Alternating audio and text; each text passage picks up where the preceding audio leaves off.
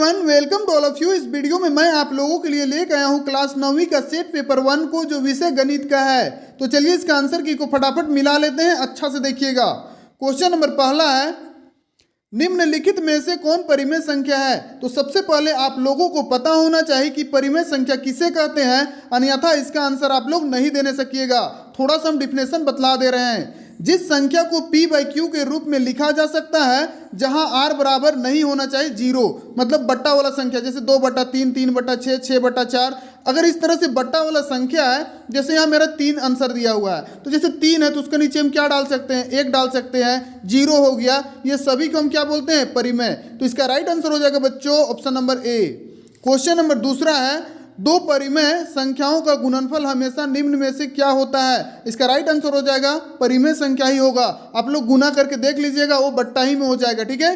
Question number तीसरा, zero किस प्रकार की संख्या है। तो अभी हम तुरंत बोले थे क्वेश्चन नंबर 1 में कि जीरो जो है परिमेय संख्या है। ठीक है। क्वेश्चन नंबर चौथा, प्रत्येक परिमेय संख्या क्या हो सकती है। तो इसका राइट आंसर हो जाएगा वास्तविक संख्या। ठीक है। अगला क्वेश्चन, 3 तथा 4 के बीच निम्न में से कौन सी परिमेय संख्या है। इसका राइट आंसर हो जाएगा ऑप्शन नंबर बी 10/3। इसको सोल्व करके देखना होगा। ठीक है। आप लोग सोल्व करके देख लीजिएगा, और नहीं तो फिर कमेंट बॉक्स में पूछिएगा, हम बतला देंगे। अब यहाँ से क्वेश्चन नंबर छठा, यदि 64 का पावर x = 8 तो x का मान क्या होगा। तो सबसे पहले जो मेरा 64 64 जो है उसका स्क्वायर करेंगे तो ऊपर में क्या बनेगा 2x, और 8 का पावर 1 है। अगर हम 2x = 1 तो x = 1 बाई क्या हो जाएगा 2। ऑप्शन नंबर ए इसका सही हो जाएगा। ठीक है। क्वेश्चन नंबर 7वां है, इनमें से कौन एक चर वाला बहुपद है। देखिए एक जगह पे स्क्वायर वाला पूछ रहा है। बहुपद का मतलब क्या, घात में कितना होना चाहिए 2। इसका राइट आंसर हो जाएगा बच्चों option number B. Question number 8वां, बहुपद का 2x + 6 का शून्यक कौन है। अब देखिए इसका शून्यक पूछा है, तो सबसे पहले 2x + 6 = 0 रखिएगा। 6 को उधर भेजिएगा तो किस में जाएगा, माइनस में जाएगा। 2 जो है गुना में है, वो भाग में जाएगा, तो 2 तिया क्या बनाएगा 6। ऑप्शन नंबर बी सही हो जाएगा। ठीक है। समझ में नहीं आएगा तो कमेंट बॉक्स में बोलिएगा, हम इसका फिर पूरा कॉपी में लिख लिख के बतला देंगे। ठीक है। अगला क्वेश्चन है क्वेश्चन नंबर 9, बहुपद x का पावर 4 - 3x² - 5 का घात है। अब इसका घात क्या है, हाईएस्ट पावर को देखना है, वही उसका घात कहलाएगा। आंसर देखिए तो x का पावर 4 सबसे हाईएस्ट है। ठीक है। इसका राइट आंसर हो जाएगा option number D. Question number 10वां, यदि px = x - 1 तो p0 का मान क्या होगा। x का जगह में 0 रख दीजिएगा तो क्या बचेगा -1। ऑप्शन नंबर सी सही हो जाएगा। क्वेश्चन नंबर 11 है, 2x³ - का 5x² - का x + 3 में x² का गुणांक पूछा है। x² का गुणांक पूछा है, आपका दिमाग में ये चीज़ आना चाहिए। ठीक है। अब x² का बगल में क्या है, देखिए -5 है। राइट आंसर हो जाएगा option number B. Question number 12, यदि किसी बहुपद px = x का पावर 31 + 1 तो x - 1 से विभाजित करना है, मतलब भाग देना है। तो इसको सिंपल ऐसे बना दीजिए ना, x = 1 है ना, बराबर को उधर भेजेंगे तो क्या हो जाएगा प्लस में, x का जगह में रख दीजिए 1। x को अब 31 बार गुना कीजिए या 35 बार गुना कीजिए, 1 है ना होगा सर। 1 और 1 को ऐड कीजिएगा, 1 और 1 तो मेरा क्या बनाएगा 2। ऑप्शन नंबर डी इसका सही हो जाएगा। ठीक है। क्वेश्चन नंबर 13, निम्न में से कौन सा बहुपद द्विपद है। अब इसका द्विपद मतलब 2 अंक से 2 पद से ज़्यादा नहीं होना चाहिए। इसका राइट आंसर हो जाएगा ऑप्शन नंबर सी, क्योंकि पहला में देखिए 3 है और दूसरा में 1 गो है, और जो मेरा डी है उसमें फिर से 3 है, तो द्विपद किस में आ रहा है, सी में। ओके बच्चों। क्वेश्चन नंबर 14, x² - 9x + 14 14 का गुणनखंड क्या है। तो 14 को x² का बगल में क्या छुपल, 1 14 × 14, उसको गुणनखंड कीजिए। 2 × 7 = 14, 2 और किस में टूटा है 7 में। अब वहाँ पर 9 का जगह में लिखेंगे तो -7x और -2x, उसका हिसाब से देखिएगा तो ऑप्शन नंबर बी सही है। ठीक है। अब देखिए क्वेश्चन, यहाँ आकृति दिया हुआ है। ठीक है। इस आकृति से नीचे बहुत सारा क्वेश्चन मिलेगा, जैसे b का निर्देशांक क्या है, h का निर्देशांक क्या है, या कोटि क्या है, भुज क्या है, वो सब चीज़ अभी मिलेगा। ठीक है। पहला देखिए क्वेश्चन नंबर 15 में है b का निर्देशांक। अब b में जाइए, सबसे पहले देखिए ऊपर में है आपका फर्स्ट, सेकंड में है, सेकंड क्वाड्रेंट में है। अब वहाँ पे देखिएगा तो इधर से आपको -5 मिलेगा और y वाला में क्या मिलेगा 2, तो -5, 2 इसका सही हो जाएगा। क्वेश्चन नंबर 16 है, निर्देशांक -3 को -5 द्वारा क्या है पहचाना गया बिंदु कौन सा है? तो -3 और -5 देखना है। अब वो कहाँ पे आ रहा है? दोनों माइनस में है, तो एक्स का वैल्यू भी हमको देखना है माइनस में, और इसका ये आ रहा है आपका ई में। किस में आ रहा है? ई में। अच्छा से देखिएगा, ये देखिए -3, एक्स वाला -3 मिला और वाई वाला -5, ये देखिए ई बिंदु पे आ रहा है। ठीक है, अगला क्वेश्चन डी का भुज है। अब देखिए सबसे पहले आप लोगों को भुज और कोटि क्लियर होना चाहिए कि भुज किसको बोलते हैं और कोटि किसको बोलते हैं। तो एक्स वाला जो लाइन है उसको हम भुज बोलते हैं, और वाई वाला जो लाइन है उसको हम क्या बोलेंगे? कोटि। ये देखिए यहाँ एक्स वाला लाइन में देख रहे हैं, यहाँ पे पूछा है, किधर गया? डी का भुज है। तो देखिए ये देखिए ऊपर में आपका पहला क्वाड्रेंट में है डी, अब उसका में एक्स वाला लाइन को टच कर रहा है तो उसमें 6 भी है और इधर से 2 भी है। तो हम अभी क्या बोले कि भुज का मतलब एक्स वाला, तो कितना मान मिलेगा? 6। उसी तरह से बिंदु एच की कोटि बोला है, तो एच वाला में जाइएगा और एच में कोटि को ढूंढिएगा, तो ये वाला हो जाएगा। तो इसका आंसर क्या हो जाएगा? -3 हो जाएगा, -3। उसी तरह से बिंदु एम का निर्देशांक, तो एम का निर्देशांक यहाँ पे ढूंढिएगा। एम कहाँ पे है? ये देखिए एम एक बिंदु है, तो एक्स वाला में -3 मिल रहा है और वाई का मान 0 मिल रहा है, तो 0,3 हो जाएगी, -3,0 हो जाएगा। ठीक है, अगला क्वेश्चन है, एक्स अक्ष पर कहाँ देखे? एक्स अक्ष और वाई अक्ष के कटान बिंदु को क्या बोलते हैं? मतलब दोनों साइड से जो कटता है, एक्स वाला लाइन और वाई वाला, 0 पे जो कटता है वो बिंदु को पूछ रहा है, तो उसको बोलते हैं हम लोग मूल बिंदु। क्या बोलेंगे बच्चों? मूल बिंदु बोलेंगे सर। अगला क्वेश्चन, यदि 2,0 रैखिक समीकरण 2x + 3y = k, ये तो बच्चा वाला क्वेश्चन है बच्चों।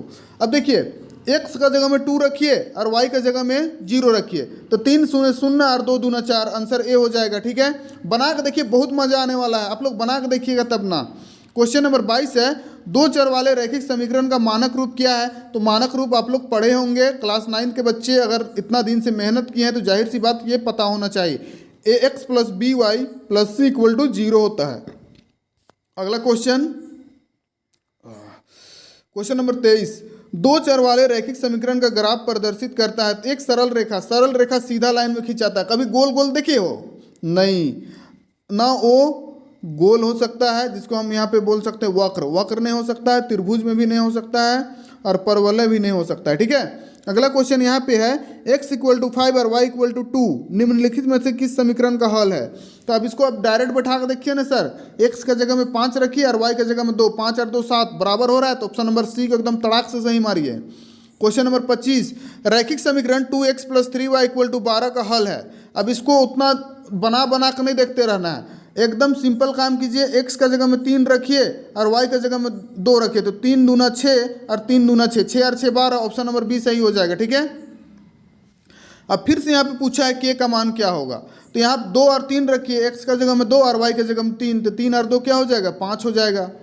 अगला क्वेश्चन 27, यहाँ पे रैखिक समीकरण 4x + 3y = 12, तो एक्स अक्ष के किस बिंदु पर प्रतिच्छेद करेगा?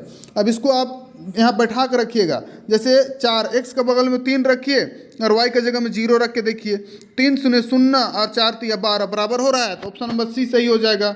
अब यहाँ पे पूछा है 60 डिग्री का पूरक कोण का मान क्या होगा? तो पूरक का मतलब 90 डिग्री, तो 90 डिग्री में से घटा दीजिए 60 डिग्री, तो कितना बचेगा? 30 डिग्री। क्वेश्चन नंबर 29 है, ये भी बिल्कुल हल्का क्वेश्चन है, 5 क्लास से सब पढ़ते आता है। वह कोण जो 90 डिग्री से अधिक तथा 180 डिग्री से कम हो कहलाता है, इसको अधिक कोण बोलते हैं बच्चों। ठीक है, क्वेश्चन नंबर 30, उस कोण की माप क्या है जो अपने पूरक कोण के आधे से 30 डिग्री अधिक है? इसको थोड़ा बनाना पड़ता है, इसका राइट आंसर है ऑप्शन नंबर डी 50। ठीक है, क्वेश्चन नंबर 31, नीचे दी गई आकृति में रेखा AB और CD बिंदु O पर प्रतिच्छेद करती है, तो AOC और BOE का मान दिया हुआ 70 डिग्री। अब देखिए यहाँ पे आ जाइए, AOC का मान और BOC दोनों साइड का मान मिलाकर 70 है और बीच वाला मान हमको निकालना है। तो आपको पता होना चाहिए कि एक सरल रेखा जो होता है वो 180 डिग्री का कोण बनाता है और 70 डिग्री दे दिया है, तो हमको COE निकालना है, तो COE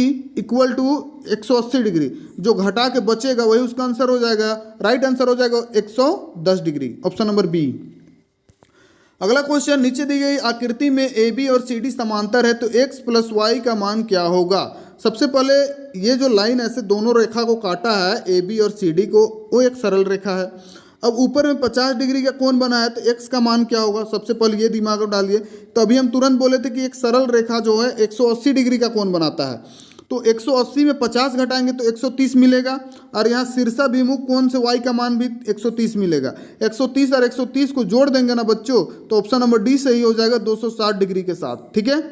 क्वेश्चन नंबर 33, त्रिभुज के तीनों कोणों का योग कितना होता है, तो 180 डिग्री होता है। क्वेश्चन नंबर 34, किसी त्रिभुज में अधिक कोण का है, किसी त्रिभुज में अधिक से अधिक कितने समकोण हो सकता है, नहीं तो एक समकोण होगा, 2 3 नहीं होगा, फिर उस समकोण नहीं कहलाएगा फिर। ठीक है। अगला क्वेश्चन, ए बी बराबर क्यू आर और बी सी बराबर पी आर और सी ए बराबर है पी क्यू, तो वह क्या होगा, तो ऑप्शन नंबर सी सही होगा। ठीक है। क्वेश्चन नंबर 36, निम्नलिखित में से कौन त्रिभुज के सर्वांग समता की कसौटी नहीं है। देखिए साइड एंगल साइड भी है, एंगल साइड एंगल भी है और साइड साइड भी है, ये कौन मैच नहीं कर रहा है, तो option number C side side angle ऐसा नहीं होता है। ठीक है। क्वेश्चन नंबर 37, दो त्रिभुज सर्वांग समता होती है यदि उनके भुजाओं का दो कोण, ये देखिए यहीं पे मेन पकड़ा गया, कितना कोण बोला है, दो कोण बोला है, दो कोण के युग्म बराबर हो तथा वह भुजा जिस पर वो दोनों कोण बन रहे हैं बराबर हो, तो वह कौन सा सर्वांग समता कसौटी हो जाएगा, तो एंगल साइड एंगल, क्योंकि दो कोण पहले बोल दिया है। ठीक है। अगला क्वेश्चन 38, समबाहु त्रिभुज का प्रत्येक कोण 60 डिग्री होता है, ज़्यादा चर्चा नहीं करना इसमें। क्वेश्चन नंबर 39, यदि एक त्रिभुज की तीनों भुजाएं दूसरे त्रिभुज के तीनों भुजाओं के बराबर हो, भुजा भुजा बोला है, कोण का तो जिक्र नहीं किया है, तो भुजा भुजा अगर बराबर रहता है बच्चों तो उसको बोलते हैं साइड साइड साइड, ओके, सर्वांग समता नियम से। क्वेश्चन लास्ट में दिया हुआ है, आकृति में त्रिभुज बी ओ सी और एक बार चला होगा ए ओ डी, दोनों को पूछा है और दोनों में देख रहे हैं 90 डिग्री है, तब ऐसे चीज का अगर सर्वांग समता कसौटी पूछेगा तो हमेशा मार दीजिएगा RHS को। ठीक है। इसका राइट आंसर है RHS नियम से। ठीक है।